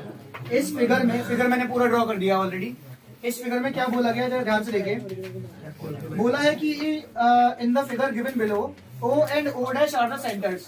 ठीक है, दो सर्कल्स दिखाई देते हैं, दोनों के सेंटर्स हैं, एक का O है और दूसरे का O डैश है, ठीक है। दोनों सर्कल्स टच कर रहे हैं externally at the point P, वो भी दिख रहा है हमको फिगर में। The common tangent at P, common tangent at P, ये देखो एक कॉमन टेंजेंट ये ड्रॉ कर रखी है जो पॉइंट P के थ्रू जा रही है, और दूसरी कॉमन टेंजेंट ये है जो जा रही है। दोनों कॉमन टेंजेंट ही है। कॉमन टेंजेंट मतलब एक ही लाइन जो दोनों के लिए टेंजेंट की तरह काम कर रही हो, तो ये भी कॉमन टेंजेंट है और ये भी। फिलहाल ये बोल रहा है the common tangent at P meets a direct common tangent AB at M, ठीक है। दोनों कॉमन टेंजेंट्स एक दूसरे को कहां पर काट रही है, पॉइंट M पे काट रही है, ठीक है। हमको प्रूव करना है बेटा, ये प्रूविंग क्वेश्चन है, तो और ज्यादा केयरफुल हो जाना। अब प्रूव क्या करना है भाई, पहले पार्ट में प्रूव करना है M bisects AB, M bisects AB, इसका मतलब बता दो। M तो पॉइंट है साहब, तो M अगर AB को बाइसेक्ट कर रहा है, इसका मतलब क्या हुआ, that is AM equals to MB। समझ मारी बात ही नहीं। अगर आपको ये प्रूव करना है कि M AB को बाइसेक्ट कर रहा है, तो M तो पॉइंट है, वो अगर AB को आधा आधा करेगा तो इसका मतलब क्या है कि AM और BM बराबर दिखाते हैं आपको। अब इन्हें कैसे बराबर दिखाएंगे वो हम देखेंगे, अभी सोचेंगे इस बारे में। फिलहाल आगे बढ़ते हैं। हो गया क्वेश्चन, शायद हो गया, छूते ही खत्म है क्वेश्चन। यही कर दूं क्या, पहले कर दो, यही छूते ही खत्म है भाई। क्या M एक बाहर वाला पॉइंट है? M से सर्कल पर दो टेंजेंट ड्रॉ रखे, MA और MP, दोनों बराबर होंगे। ऐसे ही M बाहर वाला पॉइंट है इस सर्कल के लिए भी, तो इससे भी दो टेंजेंट ड्रॉ होंगे, MB और MP, दोनों बराबर होंगे। फ्रॉम इक्वेशन 1 एंड 2, पहले कह रहे हो MA MP के बराबर है, फिर कह रहे हो MP MB के बराबर है, अब इसका मतलब ये दोनों बराबर होगा। तुम समझे? मैंने आपसे कहा था ना क्वेश्चन करने बैठूंगा तभी समझ आएगी अब चीज। ये मैं भी यही बोल रही थी कि इक्वल होंगे। अब क्या हुआ था जल्दी से, सबसे पहले प्रूफ में आ जाता हूँ मैं, फिर इसके भाई बताओ क्या लिखूंगा, जल्दी जल्दी बताओ। सबसे पहले आप बोलोगे MA इक्वल MP, रीजन क्या होगा, क्यों भाई रीजन क्या होगा, tangents from an external point, बोलो आर इक्वल है ना, एक्सटर्नल पॉइंट से ड्रॉ किया गया टेंजेंट क्या होता है बच्चे, इक्वल होता है। Tangents drawn from an external point are equal. ये जो बीच बीच में आप बात कर रहे हैं बिल्कुल अच्छी बात नहीं है बच्चों, है ना। MA और MP बराबर हो गया बच्चे, इसे मैं इक्वेशन नंबर 1 मान लूंगा। क्या मान लूंगा, इक्वेशन नंबर 1। ऐसे ही ओम भाई MA नहीं MP किसके बराबर होगा भाई, MB के बराबर होगा। इसका भी सेम ही रीजन है, तो दोबारा लिखने की जरूरत नहीं है ना। इसको मान लो equation number 2। From equation 1 and 2 में क्या कह सकता हूँ, फ्रॉम इक्वेशन 1 एंड 2 में क्या बोल सकता हूँ, जल्दी कहिए, MA इक्वल्स MB। इसका मतलब क्या हुआ ओम प्रांजल शौर्य, MA इक्वल्स टू MB आ गया। इसका मतलब क्या हुआ कि M जो है वो बाइसेक्ट कर रहा है AB को। समझे समर्थ भाई, शौर्य भाई, M क्या कर रहा है, बाइसेक्ट कर रहा है AB को। यही प्रूव करना था कि शौर्य, शौर्य तो भाई बिजी है आज बातों में। प्रांजल भाई, MA और MP बराबर आए क्योंकि बाहर वाले पॉइंट से टेंजेंट बराबर आते हैं। फिर ओम भाई बोले M ऐसे तो MP और MB के बराबर होंगे। मैंने कहा बिल्कुल सही बात है। तो आप कह रहे हो MA MP के बराबर है, अरे लेकिन MP तो खुद MB के बराबर है, इसका मतलब क्या हो गया, तीनों आपस में बराबर है। अपना काम हो गया भाई, है ना। M बाइसेक्ट कर रहा है AB को, पहला पार्ट हो गया। अब दूसरा पार्ट देखो क्वेश्चन का क्या कह रहा है। दूसरे पार्ट में भी प्रूव ही करना है। क्या प्रूव करना है सोनाक्षी जी, प्रूव दैट, सेकंड पार्ट में सोनाक्षी जी में प्रूव करना है कि एंगल APB 90 डिग्री है। क्वेश्चन अच्छा था ना वैसे ही वाला, कितना आसान निकला। एंगल APB को 90 दिखाना है बच्चे। एंगल APB ढूंढना कहाँ है भैया, ये रहा, ये एंगल 90 डिग्री दिखाना आपको। अब ये कैसे 90 दिखाया जाए सोचते हैं हम जरा, एक मिनट। ठीक है, क्या ये दोनों बराबर थे, एक मिनट। अगर ये दोनों बराबर है तो इनके सामने एंगल्स बराबर रहेंगे। x बोल लूं, ये भी x हो जाएगा, समझ मारी बात। तो ये कितना आएगा, 2x आएगा, क्योंकि ट्राइंगल की साइड अगर आगे बढ़ी हुई हो तो बाहर वाला एंगल इक्वल्स टू पड़ोसी को छोड़ दो, बाकी दोनों छोड़ दो। अच्छा, ऐसे ही ये दोनों भी तो बराबर है, MB और MP, अभी बोला था ना। तो अगर ये दोनों बराबर है तो क्या होगा, आमने सामने एंगल्स बराबर होंगे, तो इसके सामने ये वाला एंगल और इसके सामने ये वाला एंगल बराबर होगा। इसको क्या बोल दूं भाई, बोलो, इसको y बोल देता हूं तो ये भी y हो जाएगा। तो ये दोनों y है तो वो कितना आएंगे भाई बताइए, ये आएगा 2y, है ना। बाहर वाला एंगल इक्वल टू पड़ोसी छोड़ दो, बाकी दोनों छोड़ दो। थोड़ा जूम करना पड़ेगा, भसड़ मच गई वहां, मैं समझ सकता हूँ। डायग्राम को थोड़ा बड़ा बनाता हूं मैं, ध्यान से देखिएगा। चित्र कुछ इस प्रकार है, सिर्फ मुद्दे की बात पे फोकस करवा रहा हूं मैं इस वक्त। डायग्राम कुछ इस प्रकार सा है, ऐसा ही है क्या? ये लाइंस डॉटेड है ना? सही बना रहा हूं बच्चे, बताओ। यहाँ क्या लिखा बच्चे? P। यहाँ बीच में एक लाइन और आ रही है, वो भी डॉटेड है, ऐसे ही तो है। यहाँ क्या लिखा है बच्चे? A, यहाँ क्या लिखा है? M, यहाँ क्या लिखा है? B। ठीक, मैं सिर्फ काम की बात बना रहा हूं। ये दोनों बराबर हैं तो इन दोनों के सामने वाले एंगल्स बराबर रहेंगे, तो ये x मान लिया तो ये भी x हो जाएगा। अब ट्राइंगल की साइड बाहर बढ़ी हुई है, आगे बढ़ी हुई है, तो एक्सटर्नल एंगल बन रहा है। एक्सटीरियर एंगल ऑफ ट्राइंगल क्या आता है बच्चे? पड़ोसी को छोड़ दो, बाकी दोनों को छोड़ दो, तो x प्लस एक्स 2x हो जाएगा ये। सिमिलरली जैसे इधर करा वैसे इधर, ये वाली साइड इसके बराबर है दीप भाई, तो इनके सामने वाले एंगल्स बराबर होंगे, तो ये वाला एंगल इसके बराबर होगा नहीं होगा? तो इसको y मान लो तो ये भी y हो जाएगा। फिर वही वाली बात, exterior angle of the triangle, देखो इस ट्राइंगल की भी साइड तो आगे बढ़ी हुई है, तो बाहर वाला एंगल इक्वल टू क्या आएगा? पड़ोसी छोड़ दो, बाकी दोनों छोड़ दो, तो y प्लस वाई 2y आ गया। अब 2y plus 2x equal to 180 degree, straight line है, स्ट्रेट लाइन है ना? तो फिर क्या होगा? 2 कॉमन लेके उधर फेंक दूंगा, तो y plus x equal to 90 degree. अगर y प्लस एक्स 90 तो ये एंगल 90 डिग्री हो गया, खेल खत्म। बड़ा था क्वेश्चन, लेकिन अब लिखूंगा कैसे? मैं लिखूंगा सबसे पहले, शुरुआत अब हो रही है सोल्यूशन की, क्या लिखूंगा बताओ भाई? प्रूफ। ध्यान से देखिएगा, क्या लिखेंगे सबसे पहले? हम बोलेंगे कि M A equal M P, वही tangents from external point are equal, लिख लोगे? Tangents from an external point are equal हो जाएगा। ठीक है भैया, तो अगर एम ए और एम पी बराबर है तो इनके सामने वाले एंगल्स बराबर रहेंगे, तो angle MAP equals angle M P A, angles opposite to, क्यों वंश भाई? Angles opposite to equal sides are equal, ऐसा ही था क्या? अगर किसी ट्राइंगल में दो साइडें इक्वल होती है तो उनके सामने एंगल्स इक्वल होते हैं, तो इस दोनों को कुछ मान लो, x मान लिया, क्या मान लिया? x मान लिया। देन बाहर वाला एंगल क्या नाम है उसका? BMP इज इक्वल टू कितना है बच्चे? x प्लस एक्स, क्योंकि ट्राइंगल का बाहर वाला एंगल इक्वल टू पड़ोसी छोड़ दो, बाकी दोनों छोड़ दो, तो x प्लस एक्स कितना गया? 2x आ गया। सिमिलरली बताओ, सिमिलरली वंश क्या लिखूं? सिमिलरली एंगल MBP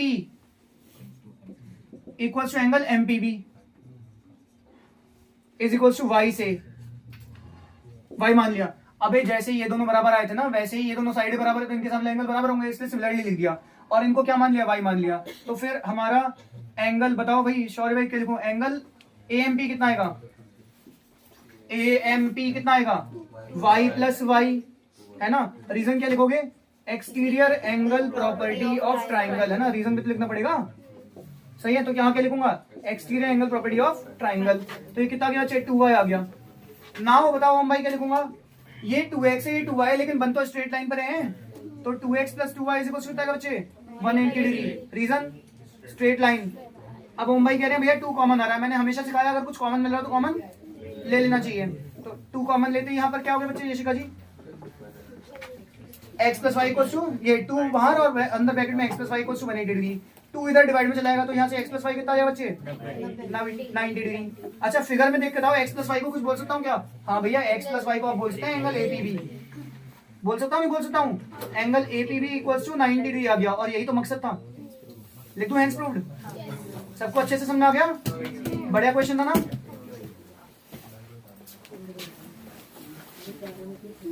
चलिए देखिए, last question of the day आ रही है, सर्कल्स का लास्ट क्वेश्चन है ये, इसके साथ ही सर्कल चैप्टर भी समाप्त हो जाएगा और आज का दिन भी हम अपना विराम पे लगा देंगे। ध्यान से देखिए, अपने पास ये क्वेश्चन में 2 सर्कल्स हैं, ठीक है? क्वेश्चन में बोला है P and Q are the centres of the 2 circles.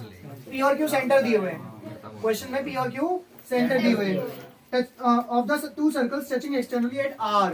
हाँ ठीक है। And CD is the common tangent, CD common tangent है, ठीक है? उसके बाद क्या बोला? एंगल कार जो है वो 38 डिग्री दिया है, CAR 38 डिग्री दिया है बच्चे, ये सही है? एंगल CAR जो दिया हुआ है वो 38 डिग्री दिया हुआ है, अच्छी बात है, ठीक है? हमको फिर निकालना क्या है? Angle DBR। मकसद मिल गया? मकसद क्या है? एंगल DBR पता लगाओ, DBR ये एंगल पता लगाना है। भाई मैं एक बात कहूं आपसे, ध्यान से सुनना, अगर ये 38 डिग्री है, इस फिगर को देखते हुए मुझे क्लियर कट समझ में आ रहा है कि मुझसे कुछ नहीं होने वाला। है ना, नहीं मजाक से हटके इस फिगर फिलहाल फिलहाल फिलहाल फिलहाल अरे सुनो तो सही, फिलहाल इस क्वेश्चन को देखकर ऐसा ही लग रहा है कि अब मुझसे कुछ नहीं हो पाएगा, लेकिन एक कदम आगे बढ़ते ही अगर मैं थोड़ी सी मेहनत कर लूं और ये कंस्ट्रक्शन कर दूं तो मुझे तुरंत समझ में आता है कि अबे ये एंगल सेंटर पे बनाया है आर्क सीआर ने, और आर्क सीआर ने ही बाउंड्री पे एंगल मार रखा है, तो सेंटर वाला एंगल बाउंड्री वाला एंगल का डबल होता है, बशर्ते उसकी बैक फेस कर रही हो, बहुत बढ़िया मामला है। 38 का डबल होता है 76 डिग्री। समझ में आ रही है बात? तो ये फायदा मिला। अब आपने अभी अभी पिछला क्वेश्चन जो करा है, इससे जस्ट पिछला वाला जो मैंने कराया था, उसमें आपने महसूस किया होगा कि हमने इस वाले एंगल को इसके बराबर देखा, नहीं महसूस किया ना आपने, क्योंकि हम वहां तक पहुंचे ही नहीं थे। कोई बात नहीं, अभी देखते हैं कुछ और कर सकते हैं क्या।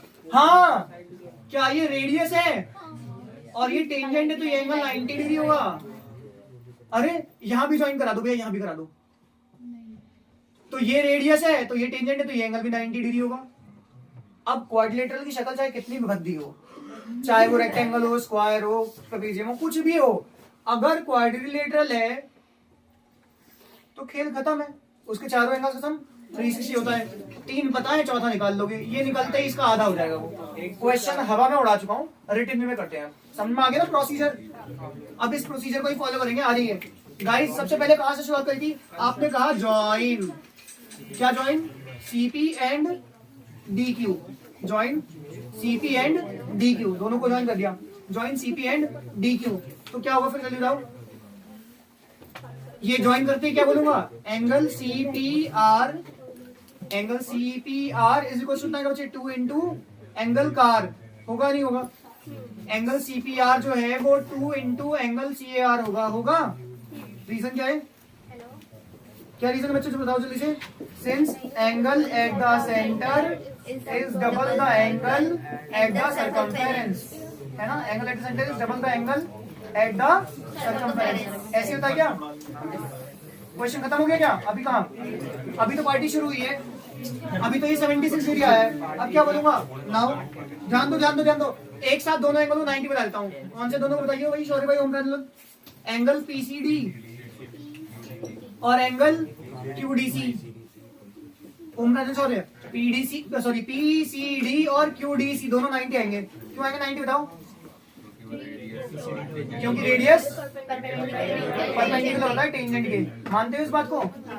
भाई रोला काट दिया, 3 एंगल पता लग गए मुझे, चौथा मैं बताता हूं। नाउ एंगल पीक्यूडी जो मुझे नहीं पता है, प्लस बोलो 76 प्लस 90 प्लस 90, है ना? चारों को जोड़ के कितना आना चाहिए? 360। रीजन क्या लिखोगे? Sum of angles of quadrilateral is equal to 360 degree. असली मौज आएगी, पता है क्यों? क्योंकि यहाँ से डायरेक्टली पीक्यूडी पता चल जाएगा। समझ भाई, पीक्यूडी कितना है बच्चे? 360 डिग्री माइनस, बच्चे ने जोड़ना 90 90 180, 180 में 70 जोड़ा 250, 256। ठीक है, तो ये कितना गया माइनस करने पे?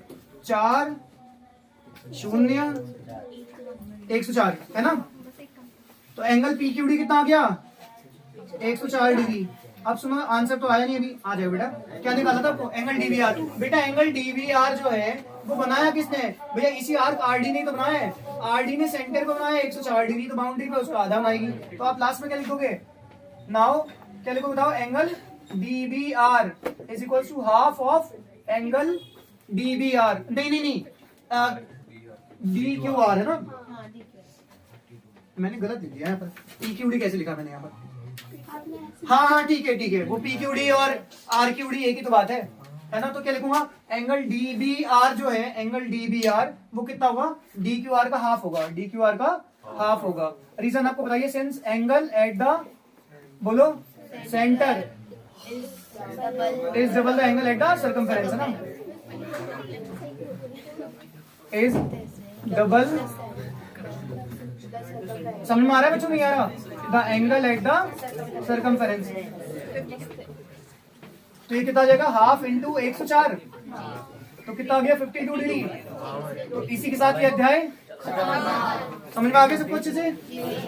जय श्री राम, हो गया काम।